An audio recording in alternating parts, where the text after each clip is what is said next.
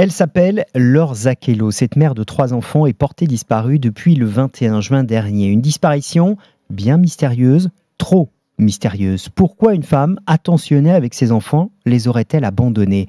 Un départ précipité, sans prendre aucune affaire, sans donner aucune nouvelle. Les policiers ont bien du mal à y croire, surtout au regard des relations qu'elle entretenait avec son mari dont elle était en cours de séparation. Un ancien officier de réserve de la gendarmerie, adepte de la mouvance survivaliste et au caractère impulsif. Les enquêteurs ont une conviction. Et si il avait maquillé le meurtre de sa femme en agression? Je suis Philippe Godin et vous écoutez un nouvel épisode d'Affaires suivantes, le podcast inédit. Charlotte Lesage, bonjour. Bonjour. Vous êtes journaliste police-justice chez bfmtv.com. Avec vous, on va reprendre cette affaire. Maître Pauline Rongier, bonjour. Bonjour. Merci d'être avec nous. Vous êtes avocate spécialisée dans la lutte contre les violences faites aux femmes et aux enfants. On va essayer avec vous de comprendre les mécanismes qui malheureusement se répètent souvent dans ce genre d'affaires. Mais d'abord, reprenons donc l'affaire Laure Zakello avec vous, Charlotte. Elle commence le 21 juin. Ce jour-là, les policiers interviennent dans la maison familiale, mais pas du tout, initialement, pour la disparition de Laure Zakello. Oui, tout à fait. En fait, ce jour-là, la police intervient après avoir reçu l'appel d'une femme. Elle explique avoir retrouvé son frère inconscient devant son domicile à Urrugne.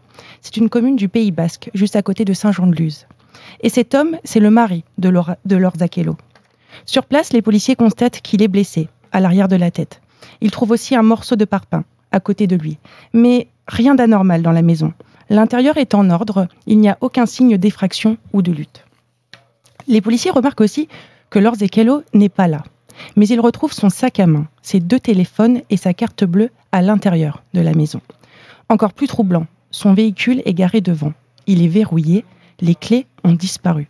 Laure Zakello, elle, a été vue pour la dernière fois le même jour aux alentours de 8h30. Alors évidemment, quand les policiers font ces constatations, l'hypothèse du cambriolage ou de la disparition volontaire s'éloigne. Le mari va être placé en garde à vue. Oui, c'est ça. Les enquêteurs se dirigent alors vers une possible mise en scène. Les plaies qu'ils présentent ne sont pas forcément l'œuvre d'une tierce personne. En garde à vue, face aux policiers, le mari ne dit pas grand-chose. Il est mutique, il apparaît froid. Il ne semble pas se soucier de ce qui a pu arriver à sa compagne, d'ailleurs. Mais après plusieurs heures de garde à vue, la carapace se fend. Il se met à craquer, il pleure. Il dit aux policiers qu'il s'exprimera le lendemain. Finalement, il n'en est rien. Il va même dire ne se souvenir de rien. Il est mis en examen pour meurtre par conjoint et placé en détention provisoire. Et les policiers vont progressivement découvrir toute une autre facette de ce suspect. Tout à fait. Le suspect, c'est un prof de PS de 43 ans, mais aussi un ancien officier de réserve de la gendarmerie, adepte de chasse et de tir sportif. D'ailleurs, chez lui, il stocke un important arsenal. Les armes étaient rangées dans 2 armoires fermées à clé, dans la chambre parentale. Et les policiers ont repéré une chose. Les portes de ces casiers étaient ouvertes, mais sans avoir été forcées. Et plusieurs armes ont disparu. Des armes de guerre, mais aussi un pistolet mitrailleur et un pistolet automatique. Les enquêteurs, le suspect est aussi un survivaliste et il va conduire les enquêteurs dans l'une de ses caches. Il en a plusieurs. Il dissimule des rations de survie et du matériel en cas de crise extrême. Alors on a des policiers face à toutes ces découvertes qui vont évidemment échafauder des scénarios et s'imaginer que potentiellement il aurait pu cacher Laure Zakello ou son corps dans l'une de ces fameuses caches. Tout à fait. Donc il a été mis en examen pour meurtre par conjoint, et ce même si à ce stade, le corps de Laure Zakello n'a pas été retrouvé. En l'absence de corps, aucune hypothèse n'est exclue, a rappelé Jérôme Bourrier, le procureur de la République de Bayonne, en conférence de presse. Mais la justice, comme vous l'avez dit Philippe, soupçonne son mari d'avoir caché le corps de sa femme dans l'une de ses caches, ou dans un endroit reculé dont il pourrait avoir connaissance. En fait, ils ont vu des traces de griffures et des ecchymoses. Elles peuvent correspondre à un passage dans les ronces, par exemple. L'enquête menée auprès des proches de la famille va aussi permettre de dégager un contexte familial très difficile. Oui, Laure Zakello a partagé 10 années de sa vie avec son mari. L'infirmière de profession, qui a ouvert un cabinet de psychogénéalogie, a eu 3 enfants avec lui. Ils ont entre 5 et 9 ans. Mais depuis février, la mère de famille vit dans la peur. Depuis qu'elle a décidé de se séparer de son mari. Pour ne pas trop perturber les petits, le couple a opté pour la garde alternée. En fait, il garde les enfants dans la maison d'Urrugne, où le mari a été découvert inconscient. Et là, c'est le début du calvaire pour elle. La quadragénaire est tétanisée, terrorisée par son mari. Au premier jour de leur séparation, le couple se dispute. Le mari a tenté de lui arracher le sac des mains et elle l'aurait mordu, a précisé le procureur de la République lors de sa conférence de presse. Les semaines suivantes, des objets de Laure Zakello vont disparaître de son local professionnel. Et ce local, son mari en a les clés. On découvre aussi qu'il a modifié le code de son téléphone portable. Elle va par ailleurs partager des messages énigmatiques. Elle écrit en mars dernier sur Instagram « Est-ce que tu te vois toujours vivre ça dans 1, 5, 10 ans? En serais-tu satisfaite, nourrie, joyeuse, fière? Pourrais-tu mourir sans regret ?» Les propos qu'elle écrit sont évidemment extrêmement forts et ça va aller plus loin puisqu'elle va faire l'acquisition d'une caméra portative qu'elle va garder dans son sac comme si elle voulait filmer tout moment où ça pourrait déraper. Oui, c'est ça. C'est aussi pour se protéger.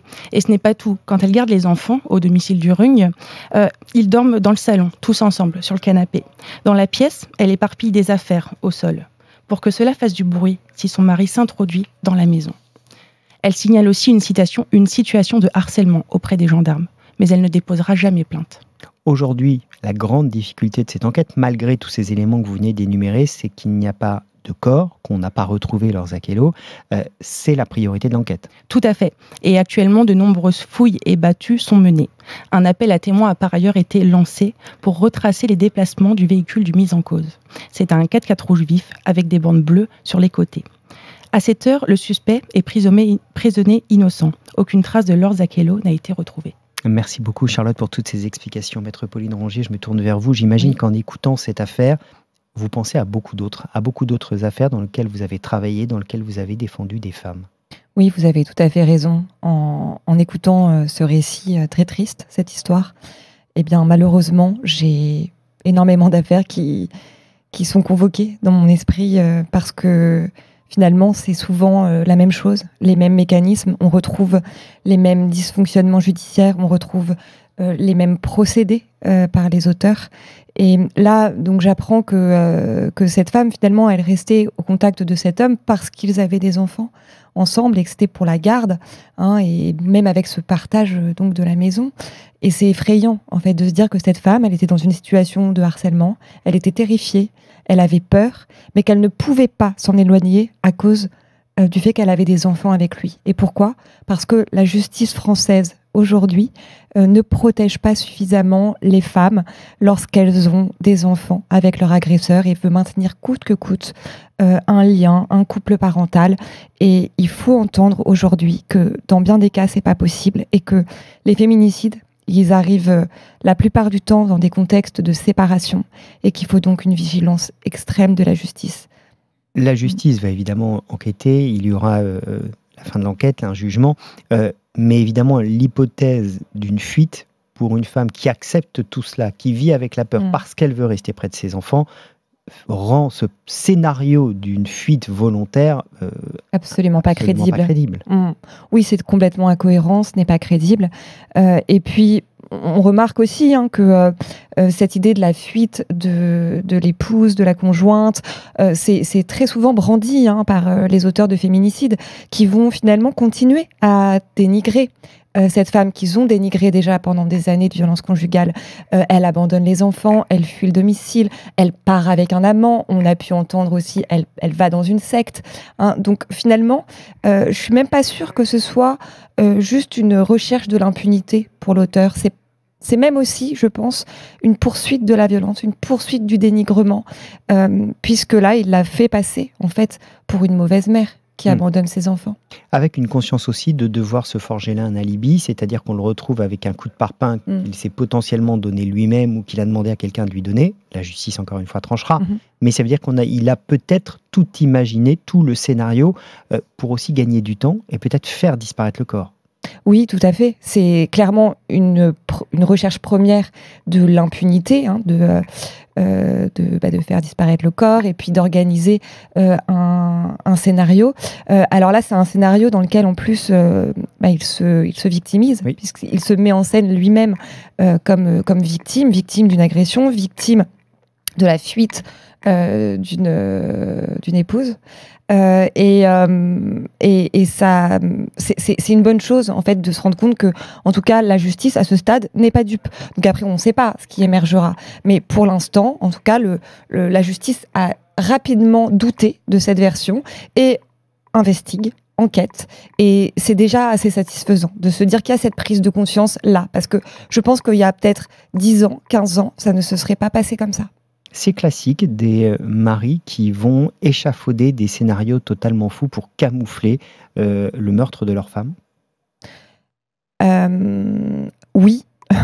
Oui, malheureusement, effectivement, on retrouve souvent cette part de victimisation où en fait on pense à Jonathan Daval qui se plaint, qui pleure, qui est auprès de la famille. On pense au féminicide des Buttes-Chaumont, pareil, où il mettait des appels à l'aide sur les réseaux sociaux, etc. Et donc à un moment donné ça va même très loin, quoi, parce que dans l'affaire par exemple Esquivillon, là il a été faire des cadeaux de fête des mères aux enfants alors qu'il savait très bien qu'elle était morte puisqu'il l'avait tuée. Il leur écrit des lettres, des SMS de la part de leur mère, alors qu'elle est décédée, quoi.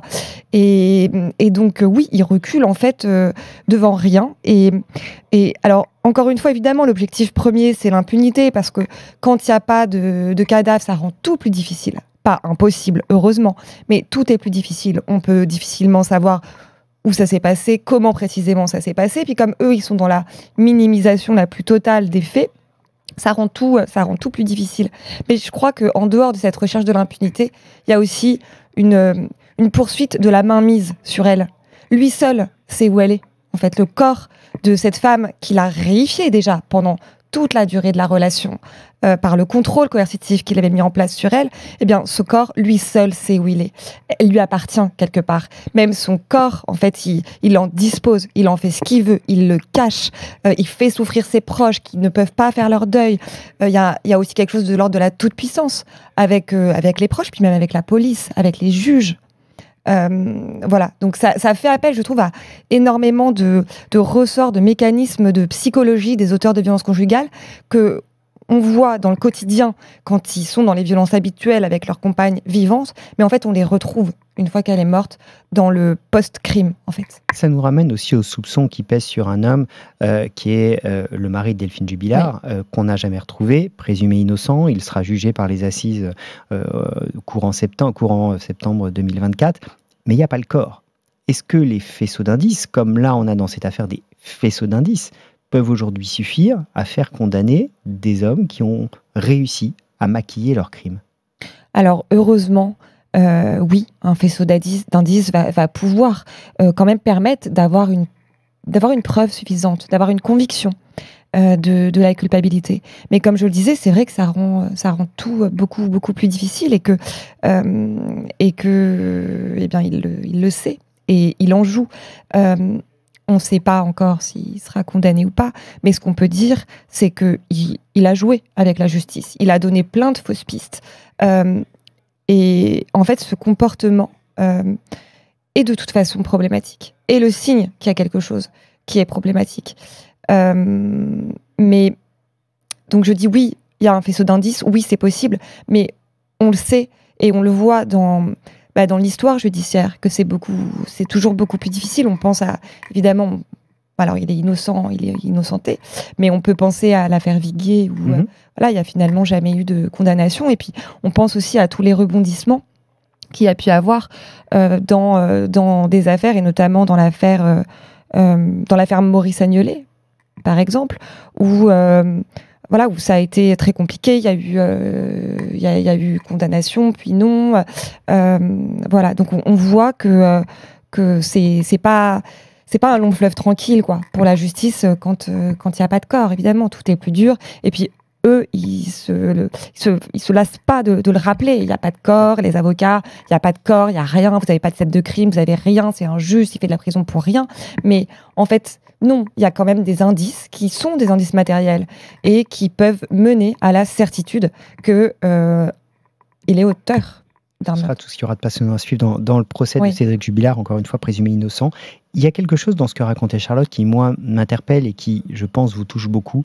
C'est tout ce qu'a enduré cette femme. La peur avec laquelle elle a accepté de vivre, au point de disposer les objets dans la chambre des enfants pour se dire, s'ils rentrent en pleine nuit pour s'en prendre à nous, je l'entendrai. D'acheter une caméra pour se dire, s'il se passe quelque chose, je peux filmer. Et à chaque fois, malheureusement, on se pose toujours cette même question, comment peut-on supporter autant de peur et ne pas partir, ne pas alerter, ne pas prendre ses enfants et s'enfuir? Elle est insoutenable, cette question, et on sait qu'elle est ô combien difficile pour une femme. Oui, et en même temps, ayant beaucoup de dossiers où mes clientes sont victimes de violences conjugales, mais ne peuvent pas partir, ne peuvent pas fuir avec leurs enfants, parce que sinon, ce qui les attend, c'est une décision de juge aux affaires familiales qui leur enlève la garde, qui les confie au père. Même quand elles sont menacées, même quand elles se sentent comme ça, à ce point menacées. Mais elles pourront pas forcément le prouver, d'où le fait qu'elles gardent avec elles une caméra, etc. Et même quand il y a parfois des condamnations pour violences conjugales, pour 1 an de violence conjugale, pour des violences habituelles sur plusieurs années, les magistrats restent en faveur même d'une garde alternée. Donc elles savent qu'elles n'ont pas le choix et qu'en plus, leur conjoint violent va très facilement aujourd'hui, avec les théories ambiantes, il va très facilement convaincre le juge que, en fait, elle veut le couper des enfants et que donc elle en rajoute, mais elle n'a pas peur et il n'est pas violent. Et puis ça peut se retourner contre elle. Et ça, je le vois dans plein d'affaires. Dans plein d'affaires. Ça se retourne contre les victimes et les conjoints violents, eh bien, réussissent à avoir la garde des enfants. Donc elle n'ose pas partir. Là, il y a besoin, pour mettre fin à la poursuite de cette vague de féminicide qu'on n'arrive pas à endiguer, il y a besoin que les juges protègent les victimes, même quand elles ont des enfants. Et même si ça conduit à éloigner un enfant de son père. Et peut-être même que c'est dans l'intérêt de l'enfant si ce père, il est violent. Et c'est vers ça qu'on doit aller. Et c'est vrai, vous avez raison, c'est effrayant quand vous avez expliqué, Charlotte, la vie de cette femme là ces derniers mois. Enfin, c'est effrayant. Elle ne vivait pas, en fait. Elle était dans une terreur permanente, et je trouve ça triste, en fait, que aujourd'hui, avec tout ce qu'on a, tout ce qu'on sait, l'arsenal juridique, l'ordonnance de protection, c'est triste de se dire que les femmes victimes, elles n'ont pas encore pu être rassurées par la justice pour pouvoir utiliser ces procédures. Et si elles ne sont pas rassurées, c'est pas de leur faute. C'est à cause du fait qu'il y a encore des dysfonctionnements. Et c'est l'un des combats que vous menez et que l'on suit. Merci beaucoup, Maître Pauline Rongier, d'être venue nous voir. Merci à vous. Merci beaucoup. Charlotte, on continuera évidemment à suivre cette affaire. Laure Zachello, l'affaire suivante, le podcast inédit, c'est à retrouver bien sûr sur le site de bfmtv.com et sur toutes les plateformes de streaming. Je vous dis à la semaine prochaine.